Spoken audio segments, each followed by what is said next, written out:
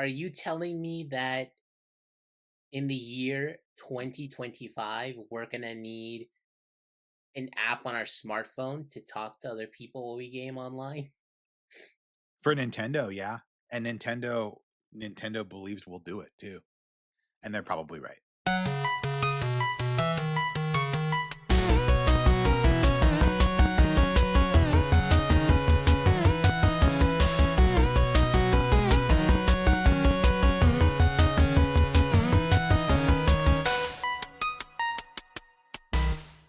Hello everyone, happy Tuesday. I'm Jeremy, I'm Alan. and we want to welcome you back to GG Everybody, your ultimate pop culture podcast where we hit start on all things geek. From video games and comic books to tabletop RPGs, tech trends, and beyond, we're here to level up your fandom. Whether you're a console warrior, a dungeon master, or just someone who loves diving deep into geek culture, we've got something for you. Each episode, we tackle the biggest topics, hot takes, and hidden gems across your favorite fandoms. So grab your dice, charge your controllers, and get ready to geek out. Now, this would normally be the part where I welcome our special guest, but today our special guest is us. Yay! Yay! Unfortunately, we weren't able to secure a guest for this episode. We were going to have Aiden come back in, but Aiden was taking care of stuff with kids. And then we were going to have a couple of the people come on. Things just didn't pan out. However, we are very excited to announce our next guest, who will be Greg Katzman. Greg is the senior publicity manager for IDW Publishing, and he helps to make the rounds for iconic franchises like Teenage Mutant Ninja Turtles in comic format and other awesome comic series from IDW. So make sure to tune in on our next episode, which would be 2 weeks from tomorrow is April 8th. Thank you. April 8th. And we'll to hear about his journey, and then we'll also be focused on some more comic related news and developments. But Alan, last time we had Mike Drucker on, and you were so bummed because you fell ill. How are you doing, man? Thankfully, I'm doing a lot better than I was that day. Yeah, yeah. Well, it was a bummer that you missed out. Definitely a great conversation with Mike. But glad to have you back here at the mic. What have you been up to? What have you been playing? Uh, my descent into madness continues with Balatro. I'm now Ew. 19 out of 20 challenges, and the last, like, 19th challenge is called Cruelty. And yeah, that one was hard. But number 20 is a straight jokerless run. And like Oof. I've been just and the thing is that like you do have other jokerless runs within sort of like the deck, but Yeah. you can choose which deck you use, right? So a lot of the decks have abilities that basically make it more easy to get like a jokerless run. But here it's just a Yeah. standard red deck. Nothing Wow. special, no Just standard run of the mill car. modifications. I mean, I'm assuming the point counts reflect this then, right? Like No, the same no? point count. There's 0 boosts. Well, no, It's I mean just like the thresholds that you need to hit for each big blind and stuff, right? Like those are going to be lower on a standard deck, or I like haven't you don't even have to made it hit to the like a 8th hundred ante. thousand or something like that, I I would don't know, I assume. haven't made it to the 8th ante. The furthest I've made it is the 6th, and, like, they Oh, didn't what's feel this? that much lower, to be honest. Really? Oh gosh, I couldn't imagine. No, I'm leaning heavy into those jokers, so I haven't No, really yeah, gotten to the point where it's the been decks rough, are and, like like carrying it for me. Yeah. yeah, and unlike, let's say, like, if you had, like, the yellow deck where you get extra money to start with or something like that, like, you get nothing. It's Wow. just the heart of the cards, and can you boost those planets? Can you modify, your playing cards with, like, glass cards or steel or, the multiplier or whatever, or well, I can't remember which card it was, but it kinda makes them sort of like a yellow paper, and it's sort of like Hmm. a chance base. You either get plus 20 multiplier or $20, but even then, there's a chance within a chance that you get that, or you just get nothing at all. Right. Right. So, I've been grinding at that, and the furthest I made it was 5 out of 8 antes, and I just Wow. hit a wall. Dang. Well, best of luck in that 20th round. Like I said, I haven't really gotten to the point in Balatro where you know the special decks are doing. I'm utilizing the mechanics of like special decks. Most of my play has been trying to get really good Joker not synchronization. What's the word I'm thinking of when they play off of each other? Uh, Yeah, yeah, yeah. Like, synthesis. yeah. Synthesis between all the Jokers and stuff. Um, but I have been going back to God of War Ragnarok, which is fitting for some of our news today. So been kind of diving back into those classic kind of PlayStation, first party studios, getting into some Valhalla and things like that. And I haven't decided yet if I'm going to pick up Shadows or not. Um, I'm It's a kind of on the burning game. I'm kind of on the fence on it, but we'll see. Um, But yeah, okay. So let's go ahead and dive into some of our topics for today. And top of the list is that the Switch 2 approaches. The Switch 2 is coming. Finally. We've finally it's approaching. We've got coming up. I believe April 2nd, right? Next week, next Tuesday is, or a week from when you're listening to this, dear listener. The basically the Connect, or the Nintendo Direct rather, on the Switch 2 will go live. It also, for you kind of funny fans, if you missed out on this, it's also when Greg is officially cashing in stars in the bank, because he Absolutely wants to diabolical, by the way. diabolical business, cashing in on Tim Getty's like day, probably the happiest day since he got married, and for for Greg to ruin it with Stars in the Bank. But yeah, that's happening next week. So I mean, we've talked a little bit about kind of what we're hoping to see, what we've already kind of had confirmed. But I don't know, Alan, what are you expecting at this point from the Switch 2 reveal? What do you want to see? So what I want to see is like Nvidia. I mean, yeah, Nvidia was able to like come in and convince them, like, hey, let's make this really nice custom chip.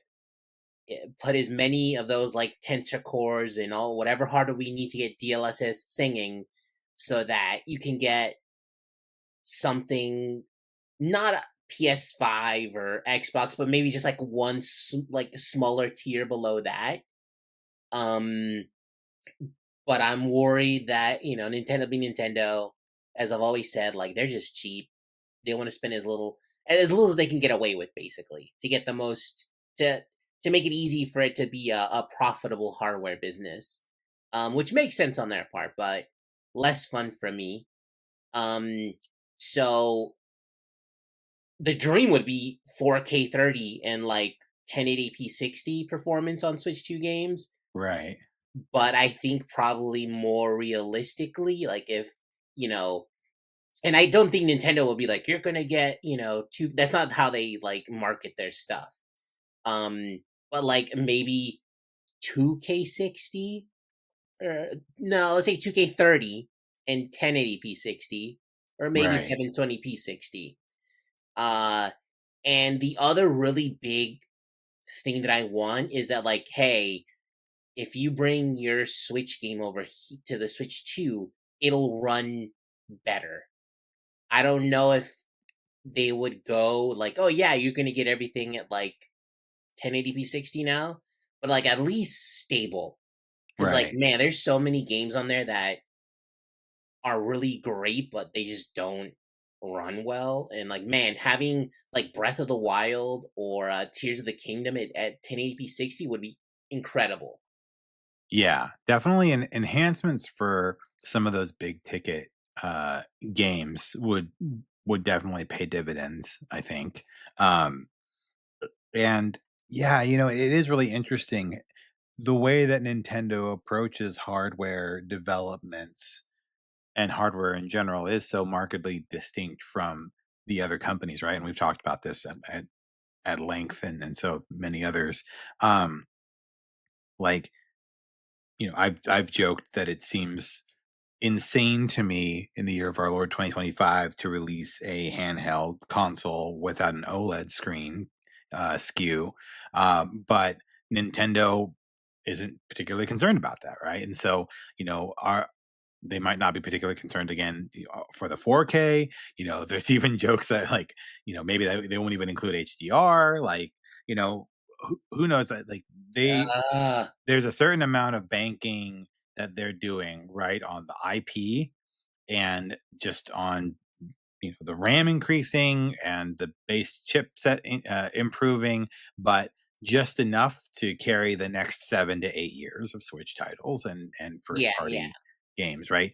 Um, what I want is much of the same stuff that you are asking for as well, right? I would love if it, at least if it's not, yeah, like I want it to be like 4K docked, right? And then um be able to run at least 1080 60 like local like handheld mode, um and you know be able to see those game enhancements and improvements for the previous library.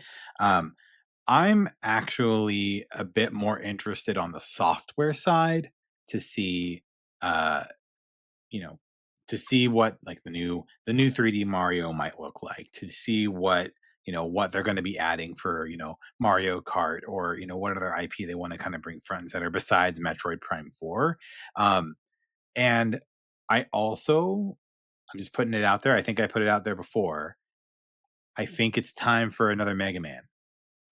I know I'm biased. I know I'm biased because I love Mega Man in general. However, Udon is releasing a new Mega Man comic series starting in May called Mega Man Timelines, and they're going to be doing like for each of the franchises, like Mega Man and then Mega Man X and then Mega Man ZX and Legends and a couple others. Like they're going to be releasing them each month over the course of the summer, and that makes me think that it might coincide with some sort of remaster project, some sort of if it's Mega Man 12, like I don't know. I don't know. But I'm kind of hopeful for that as well. And then again, seeing some more software development side. That's what I'm really kind of gunning for. I don't have a ton of high expectations on the hardware side. Um the only thing that really would blow my mind on the hardware side is if they do pull off a surprise with an OLED SKU. Like if they say, "Hey, we snuck it in there, right? Like we got it in under the line. It is going to be slightly more expensive, but here you go. You OLED degens. Like here's your OLED screen." But Um, Jeremy, yeah, they could just get you to buy the LCD one and then double dip on the OLED like I 3 know years they later. could. I know they could. I'm aware. All right. I know I'm a mark, but I also that's what I'm saying is like I would be pleasantly surprised if they got it all done kind of in this initial launch. But The that's what accountants I are thought. not letting that happen, Jeremy. They're I like, understand. "We I gotta think hit accountants Jeremy's wallet at least twice, at no least, if less." not three times somehow. If they release a limited edition Mega Man Switch, 100%. Exactly. There Bet you go. bet I would spend $600 on it. Um Anyway, so yeah, that's kind of Also, what I'm hoping for. yeah, like I know it sounds like small dreams, but like, can we get an eShop that isn't glacial? Can we get that, Jeremy? I would love some upgrades to the eShop, honestly. I would love some UI upgrades in general. Like I'd love Yes. some more robust like friend list stuff, some more like robust like themes and all that fun stuff. Like you get all those Nintendo points when you go shopping in the eShop, right? And you can apply some credit to future games, but it'd be cool if you got, you know, multiple currencies, right? When you bought, like, if you got like, 1,000 silver and 500 gold and like 20 platinum or something, whenever you bought like a $60 game on the eShop. And then, the silver is just for you to buy like themes and avatars and things like that. And, you know, gold could help you, reduce the cost of games, and platinum, furthermore, right? Like once you get a certain amount of the platinum coins, you can get a game that's $30 or less or something, right? Like, um, yeah, I don't know. Something like that would be really cool, I think. And what about friend codes? Are we still doing friend codes, Jeremy? No, man, if they're overhauling it, that's got to go. I think it's time. I think it's time to join the big kids in networking over in general. Like honestly, like online play and networking in general needs to be cleaned up quite a bit. But honestly, because we haven't really heard a ton of rumors about it, I do not have a lot of confidence that that's going to be a significant part of this new generation, or at least for the next year or two. Like maybe they'll worry about getting the software out the door and stuff first, and then much like when they turned Bluetooth on like 3 years into this Switch One cycle, um, That is then they'll, wild. which is crazy. Like I remember having like analog headphones in my Switch case because Nintendo decided that even though there was a Bluetooth radio, like Bluetooth antenna in there, they were like, nah, we're just going to keep that off for a while. We'll turn it on when we feel like it. Oh, And gosh. are you telling me that in the year 2025, we're gonna need an app on our smartphone to talk to other people while we game online? For Nintendo, yeah. And Nintendo believes we'll do it too. And they're probably right. I mean, because again, like the experience that you have with like quote online gaming end quote with Nintendo isn't like it's just not there, right? So it wouldn't be a drastic departure from how people are interacting with the console now. I think anything would be an improvement. I just don't know if that improvement is coming along with the actual Switch 2 release, or if it would be something they'll tease for like either a winter update, like around the holiday, or something to come like the following year because you know the teams might still be working on it. So And what about launch lineup? What is it in your perfect world? What does the launch lineup look like? um well, that's Metroid Prime 4 for sure. Is there. I think you get Mario Kart. Um the And latest like Mario let's Party. just say that like the first from the day launches, assuming that everyone is correct about like a summer launch. So like, what does their lineup look like from launch to like Christmas time, basically? Right. So I think from launch to Christmas time, Metro Prime 4, Mario Kart 9, new 3D Super Mario. Um, I think they would, if they would port over Elden Ring, Final Fantasy VII Remake, um, and there's been a lot of chatter about the Master Chief Collection too. Um, so if they brought those over to kind of show some like third party support and also demonstrate more of the capability of the console, and then uh, we would probably see a remaster of uh, of Breath of the Wild. Um, I don't know if they would do um, Majora's Mask um, or Ocarina necessarily, Yeah, but let's I get could see Wind Waker remake. Wind Waker, get out of town. And then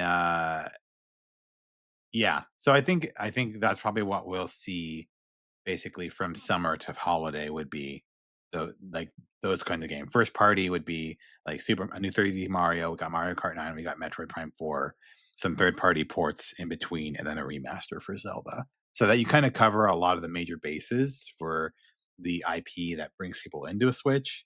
Um, and then also kind of teasing like, hey, like this is how we can also have third party support and other studios in the years to come for this next generation. That's what I would hope to see. And I think Microsoft is kind of the wild card. Like, how hard do they want to go? Because like they've got a huge back catalog of games that would work well on the Switch too. That they can just put day one, right? And people who buy in the Switch 2 would be extremely happy to have that kind of a catalog on day one. Hmm. But I do wonder, like, would Nintendo kind of go like, "Oh, hang on a second, this is still our console, our platform." Like, how much would they let Microsoft like put on their day one, and even through like that first sort of year, is Nintendo's kind of building up what they want the Switch 2 to be? Right. Because Yeah. like Forza Horizon 5 would be really fun on the Switch 2. You've Hmm. got Indiana Jones and the Circle of Doom, I think it's called, or the Great Circle. Um, like you said, the Master Chief Collection. Uh, you've got like the Ori games they could bring over from the Switch One, and Yeah. make them run a lot better. Like, there's a lot there that would make that Switch Two like really stand out. But I do wonder if Nintendo would kind of be like, oh, hang on a second, we don't want Yeah, it y'all to would be play really great if everything's an Xbox became Nintendo. The Switch is an Xbox, right? Like, exactly. So like you, why build a but in that case, like why build a handheld Xbox if you're just gonna make like if Xbox went all in on Game Pass on Switch, right? That oh, would be Nintendo really would never let them. Like, right, right. And I'm like, you got to pay up. You know what I yeah, mean? If yeah, you're yeah. gonna, No, but like first party titles, I can see that though. I could see, I could see Master Chief, I could see maybe Forza. I mean, it's funny cuz like even now I'm thinking with even with a Switch to upgrade, Forza's pretty demanding. Like if you're taking that on the go, I feel like your Switch would turn into like a hot iron. Like like that would probably be driving that thing pretty heavy, but yeah, man, I don't know. I could see Xbox not going in super heavy, but definitely saying like, "Hey, yeah, here, have some fun with some of our first party titles," because that's kind of their play now, right? That's sort of their strategy is to make sure that folks can enjoy their games wherever they want. no, yeah, yeah. But I was just, yeah, wondering like what you thought of. Like, if you were Nintendo, would you let them just like, yeah, here's 30 Xbox games within the first like couple of months of launch? Yeah. Oh, 100%. Oh, yes. 100%. And I would because I don't well, I mean, it depends on Nintendo's software schedule, but if basically if I have somebody coming to me and offering me software, if they're flexible with when we release them, of course I would do that. Like I would love to like fill in some of those gaps, so those like software gaps in between the major releases with whatever Xbox wants to give us, Um that would I think that makes sense, and I don't think and I think it's a win-win because I think Nintendo gets to kind of pad out their software for the first 6 months, 6 months to a year, and Xbox gets their games in more hands. So yeah, if I was Nintendo, I 100%. Really? Okay, so you wouldn't worry at all about potentially like being overshadowed on your own platform. No, no, because I'm selling the platform, and if I'm Nintendo, I am not worried about Forza taking over the love that my fan base has for Link, for Mario, for Samus, for all the IPs that move Nintendo units, right? And I know dollars to donuts that the minute I put out Animal Crossing, everybody's gonna freaking toss their Indiana Jones game into the garbage, and they're gonna play Animal Crossing, right? Like if I'm Nintendo, I'm not threatened by those titles on the Switch because I know that if somebody's playing on the Switch, they're playing it for um, those first party titles and that IP, in my opinion. Okay, okay. Yeah. Um, yeah. So got all that to look forward to. Interesting partnership recently announced with the Mariners. So they released some jerseys with the Seattle Mariners, and I guess the home jerseys look pretty good, or I mean They they look look okay. okay. They They look look okay. okay, but the away jerseys look terrible. The like, worst. Like, what are we like doing? they didn't even try to like incorporate it. It's just like sticks out And like it's a just sore so thumb. huge. Like, Yeah, it's massive. Yeah. So anyway, if you're a Seattle Mariners fan, we apologize, but definitely go check it out. Go look at those jerseys. There's something else. I think you'll agree with us. Um, and yeah, so here's the thing. They're going to have the announcement on April 2nd. They're going to do the kind of the US tour of the hands-on demos, right?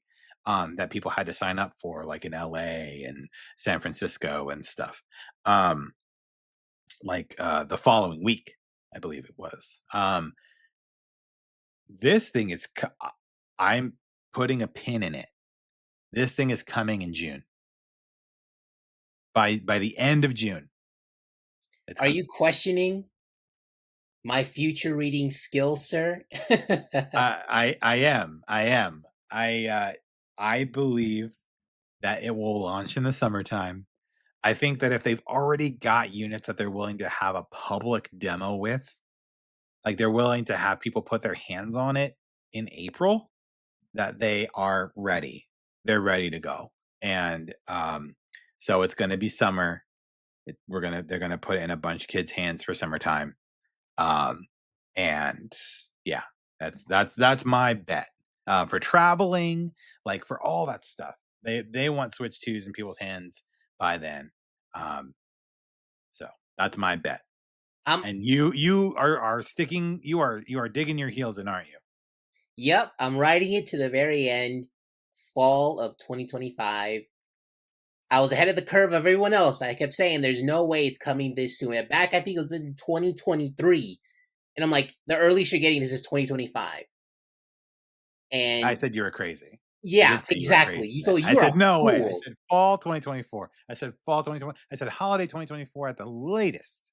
At the Exactly. latest. And I stuck to my guns and You I've been did. right so far. You So did. I'm You gonna did. ride this wave to Give me victory. a month, Coming Alan. fall Give me a 2025. month. Give me a month. Not just fall. Give me a month. Let's see. I'll give you let me look at the calendar here. Okay. Okay. Let's look at this Let's calendar lock here. this down. I'm saying June, right? I'm saying by the end of June. So June 30th, right? 30th. Yeah. 30 June 30th, right? Is October my 6th, cutoff. 2025. October 6th. Okay. October 6th, 2025. Are you giving yourself some leeway into like mid-October or end of October? Are you sticking with that day? I'll give myself a little bit of leeway. Like if I'm Yeah. off by a week, like Yeah, I yeah, just yeah. don't get my flowers if I'm right Let's on say this one. mid-October. Let's say mid-October. Let's say mid-October. Like October 15th, right? Whatever. Um, okay. All right. All right.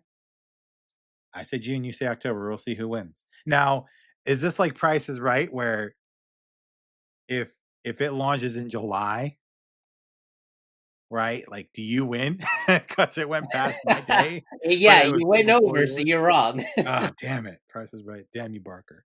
Um, okay. No, no, I like this. I like this. I'm sticking with June 30th. That's what I'm saying. End of June. Um, all right. Anything else on Switch 2 stuff? Anything else What to about pricing? ruminate What on? do we think? Because things are a little crazy. Oh man, it's true with the Like, tariffs and do you all. think they want to put in like a bit of a cushion, like just in case? Because it kind of sucks for you to like, yo, here's a Switch 2, everyone's super hyped, and like a month later they're like, we gotta increase the price by like 50. Yeah. I mean, so there are a lot of guesses are between 399 and 499, right? That it launched at 299 back in 2017, which was a lifetime ago. The So before of time. course the before times. So of course that's not real life. Um I definitely I think they want to try and keep it as close to the lower limit as possible. Um I would I'm still thinking it will be over 399. I'm on the lower end for my guess. Um, just because even with the tariffs and everything, I feel as though they're gonna try and make that happen at that lower price point because they know the units they'll move by keeping it around that price um, makes up for maybe losing a little bit on their margin. But what do you think? In not so crazy times, I say like, yeah, that sounds about right. But I feel like, yo, put in that $50 cushion just in case. So probably I would say 449.99. 449. Okay. Yeah. Yeah. And I don't think that's crazy. I feel like they're definitely going to try to land at the 399. So, and I mean they know the price by now cuz they're going to announce it next week, right? So we're going to know the number next week and then we can chat a little bit about it on the next episode, but yeah, I am curious. because I don't know. I still feel like 449 is not. It's still like distant enough from the 499 to kind of be able to do Yeah, because that then you with could get that and a respectively. game ish, right? Like, or that helps you to buy a game as well, and then you're around 525, 550 with tax, you know, um, to get yourself a console and a game, and you've got your library that's coming over with it as well. So, um, But Jeremy, you already have so many Switch One games that you could play on it. You know what I mean? well, I know. I mean, I know that. I mean, that's why like my library will come with it too. But I mean, I'm getting Metroid Prime 4. I mean, come on. I mean, that's got to be built into the price, right? That's got to be baked in. Um, so yeah. So I'm gonna say 399. I'm hearing you 449. We'll see where it lands. If it launches at 499, I think it's bad. Bad news. Bad news bears. Um, yeah. I think there will be some trouble if they announce it at 499 because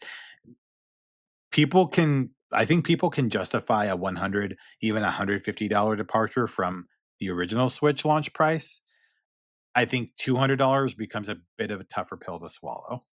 Um, tariffs and everything else notwithstanding, like people won't see that. They're just going to be like, what am I paying the extra $200 for compared to the previous launch? Yeah, It's not, yeah, there's not an OLED. There's not, yeah, there's some hardware improvements, but like, you know, now this coming from the guy who paid for a PS5 Pro, to be fair, but like the broader demographic, the broader base, I just don't know if they would be able to stomach that. I think that would be tough. Oh, fun times. It's God of War's 20th anniversary. Happy anniversary, God of War. happy anniversary. Happy 20th birthday, Kratos.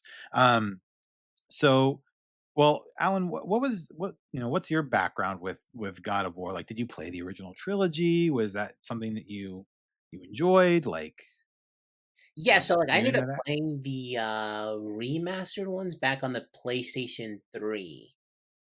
Uh-huh. And I did play all three.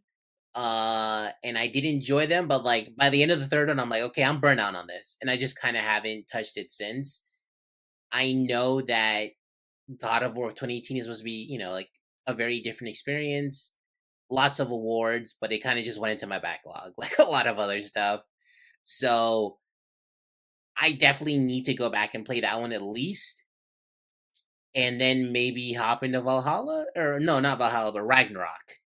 Uh-huh. Uh-huh. So like I only played like the original trilogy basically as the remaster on the PS3, but I've not actually played any of the modern, like the more modern versions of God of Oh, War. so you didn't play the 2018 and No, no, Ragnarok. no. Oh, okay. Okay. It's in my backlog.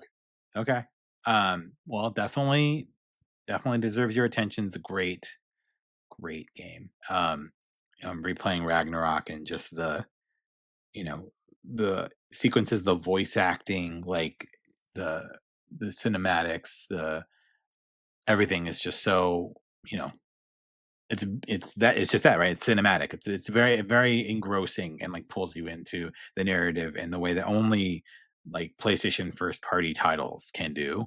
Um and yeah, it's just really good. But I definitely, you know, leaned heavily into the original trilogy. I enjoyed every game. I got them right around launch time, I think, when they were coming out. Um, and it was a movement. Like after God of War, there were so many God of War clones. There were so many action. I remember playing Dante's Inferno and like a lot of other games. In that vein. After it came out, just because it really showed what you could do on the PS2, and then eventually the PS3 when the franchise came to a close. And yeah, I mean it was just awesome. It felt amazing. And it was a great epic story, right? A great Greek tragedy of its own telling. And yeah, it's just and it spawned a a mascot, right, for Sony and for PlayStation in the form of Kratos, right? Like you have this iconic, recognizable character now, and you know yeah, I mean the rest is history, right? So definitely really really cool to be celebrating God of War's 20th anniversary. I'm playing Ragnarok, so I did get the update. There's a Dark Odyssey collection. It's basically like um, an aesthetic or a cosmetic rather. So you can apply the cosmetic onto Atreus's armor and then also onto Kratos's uh, various armor pieces, which kind of like unifies the look for both of them, and it's this cool kind of like dark armor. And there's also going to be a retrospective book, so a 2 volume set titled God of War 20th Anniversary Retrospective, which is going to be published by Dark Horse. It's going to offer an in-depth look at the series history, and it's scheduled to come out on July 8th. There's also a vinyl soundtrack collection, a limited edition 13 disc vinyl box set, which encompass the series music is available through Laced Records. And there's also double LP sets featuring soundtracks from the first 3 games. And then you may have heard of 18 inches of Venom or Sephiroth. How many inches was Sephiroth? Oh, 20? dude, I don't even remember. 21. Anyways, It was more than the inch Venom. many inches of these various iconic characters. Well, get ready for 67 inches of Jormungandr, the world serpent. Eh, The most um, stitches so far, I think. yeah, which is it's a plush. It's not like a statue or anything. But Fan Gamer has introduced a 6 to 7 inch plush of Jormungandr, which and had pre-orders start a few days ago. So I don't know if they're still taking pre-orders, but you can go and try and find it if that's something that would interest you. Um, and from March 15th through the 23rd, oh, that's already passed. But there was a gallery that was hosting an exhibit in Los Angeles, hosting an exhibition artwork showcase, concept art, memorabilia from the God of War series. But most interesting, most exciting, most I don't know about expected, but what the children yearn for, rumors of new game development. So speculation is surrounding the development of a new God of War title. Jeff Grubb reports that a side story project set in Greece is in the works. It's distinct from a remaster collection, so we're not talking about a remaster. And it may release later this year. However, there is no official confirmation from Sony or Santa Monica Studio. Um, and there are hopes and speculations that basically it would be a two kind of like Prince of Persia: The Lost Crown, sort of like a 2D platformer Okay, that's not like with a God of solid War story. with like in the Greek world. I don't know where or when or how. Like I don't know where it would fall in the timeline. I don't know if it would be Kratos or if it would be somebody who's like, if there's some sort of indirect connection to the storyline. I don't know, but definitely getting some interesting chatter around a potential 2D Metroidvania style God of War game like Prince of Persia: Lost Crown. Like, as soon as I saw this, I was like, dude, this would be sick as like a Prince of Persia type thing. I'm like, oh yeah, that's kind of like what the rumor is going. Like, could you imagine if they would have just worked with Ubisoft and taken that team that did Prince of Persia to then do this? That would have been Yeah, sick. yeah. I mean, apparently the director for this project had gone on the record and talking about how much he loves Symphony of the Night, or how much I think it was the director for Ragnarok. I don't remember. I have to go back and look because I don't think that was Corey. Hold on one second. I'll look this up really quick. Eric Williams, yeah. So Williams had said. So Williams directed God of War Ragnarok. Corey's working on his next game, right? So Corey Barlog is doing his own thing now, but he had talked about how much he loves Symphony of the Night, and Williams would likely be involved in whatever this side project is. So that's why it's kind of people are kind of connecting the dots, looking backwards and being like, oh, like it's possible that he would do something similar to Prince of Persia with that in mind. So I'm excited. I think that'd be awesome. Um, so yeah, happy anniversary, God of War. If you're a God of War fan out there, hope you get to enjoy it as well. Pick up some merch, celebrate Kratos, all that good stuff. Um, Last thing to call out here, there was a Steam sneak peek on the Xbox UI. So, you know, people are taking a look at they're playing on their Xbox or whatever, and they saw like a Steam like icon, right? That populated, and it spurred all kinds of crazy interests, intrigue, rumors. But I don't know, Alan, what's your take on this? Like, what do you think the significance of this Steam icon in the Xbox UI is? Well, the thing is that it actually showed up in a blog post that Xbox was putting up near GDC. Mm-hmm. Basically, it had nothing to do with that. It was like, hey, game streaming is awesome and it's opened up new markets and blah blah blah blah blah. But all anybody cared about was seeing. It's basically a little tab within your My Game library that you can use to filter stuff. Mm-hmm. So in theory, it would be like, oh, you would click on this tab and it shows you like your Steam library games. Um, and obviously, people went to like the to like, oh, you're gonna get your Steam games on your Xbox, but like that's not really how digital storefronts work. Like if you buy a game on Steam, it doesn't give you access on like whatever platform you want, including Xbox. At that point, it would be involving developers, publishers. It would be extremely complex to pull something like that off. Mm-hmm. So what I think is happening is that if this is real, because it could have just been a mock-up too. Like if you look carefully at the screenshot, you see like some of the tabs kind of show up twice. Like it could have just been someone like, I'm going to fill it in with Steam just to have something there. But if it is real, then it's important to kind of note that Xbox has a rumored partnership with Asus to make an Xbox branded handheld that's not directly made by Microsoft. It's made by Asus. So basically, it's almost like when you get like a Windows computer that Asus makes, but it runs Windows on it. That type of Mm-hmm. deal, but it'll be a handheld. And I think that this could be a move to make sort of like an Xbox experience better for these Windows-based handhelds. Because so far, it's kind of just been whatever Asus or Lenovo with a Legion Go, or Ioneo, one of like the more boutique makers. Like it's whatever they can kind of cobble together to try to make a decent experience on an operating system that's 100% not meant to run on like a handheld.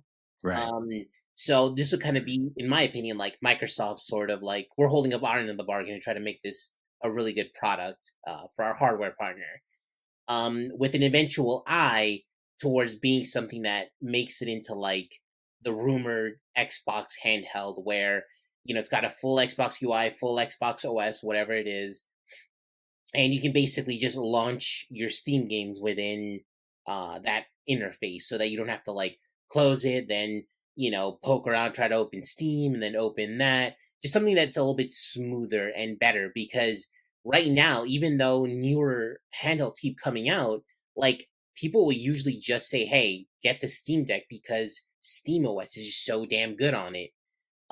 Even if again the hardware of the Steam Deck itself is getting a bit long in the tooth, um, it's still it's basically dominant in that space.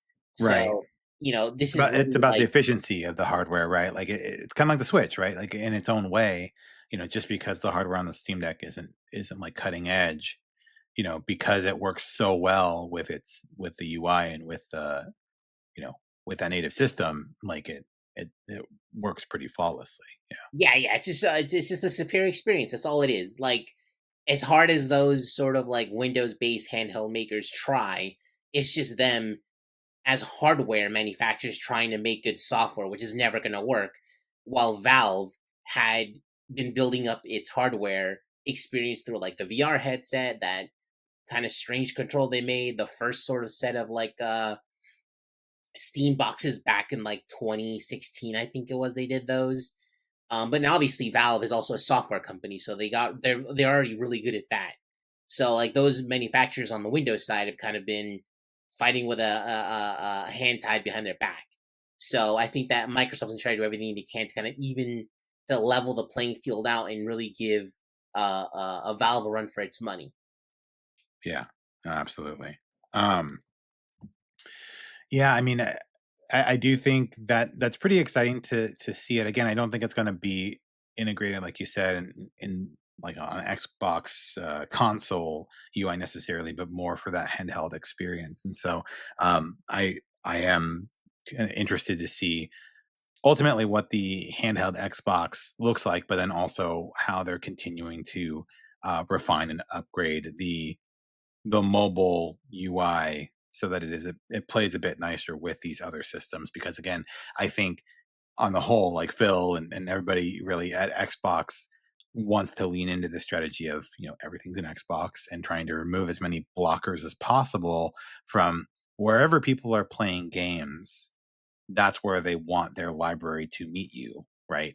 Um, and a big part of that is, of course, making the UI um, behave and work functionally and work well on a variety of systems and platforms. So that's Yeah, and also like when you look very at cool. that PC handheld market is like part of one of the only parts of the PC market that's actually like expanding Mhm. at a significant rate. And companies love growth. They love seeing that line go up. So I think everyone's kind of gunning for that kind of market because it's probably going to continue to grow.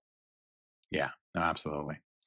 Um, All right. That's all that we've got for today. Just a reminder to everybody, next week, April 1st, is the launch of Good Game, No Rematch, which is the wonderful book by Mike Drucker, who came on and chatted with me about his experience writing that book and all that other good stuff. I mean, it really is something really special. It does lend itself a bit more to kind of reflecting on that nostalgia. It doesn't have quite the level of like nuts and bolts on the actual like industry stuff that Aiden Moore's Fight Magic Items does, but it is there, in a way it's a bit more relatable in that sense because Mike is able to take a lot of those his experiences from being a younger kid to being in high school and college and a young adult and a young professional comedian going through the various really interesting career milestones that he's been through, and then tying it to video games and what he loves about games and how it kind of brings people together. So really, really great book. Definitely check it out. Comes out April 1st. And thanks again, Mike, for joining us on the last episode. Um, Yeah, actually, I yeah. want to just talk a little bit about the book roll because I wasn't here last week. But Yes, yeah, yes. I agree. I loved it. And like you said, like I fully expected it to be a nuts and bolts. Like, oh, here's all these cool, with a little bit of humor mixed in. But no, it ended up being a far more personal story, and I think it's better for it. It lends a really good sort of like context and grounding to kind of see how everything evolved and how his life kind of went along with it. And I really enjoyed the book. So definitely, like, if you're even just mildly into video games, like, I would pick it up. It's just an Yeah. interesting book to read.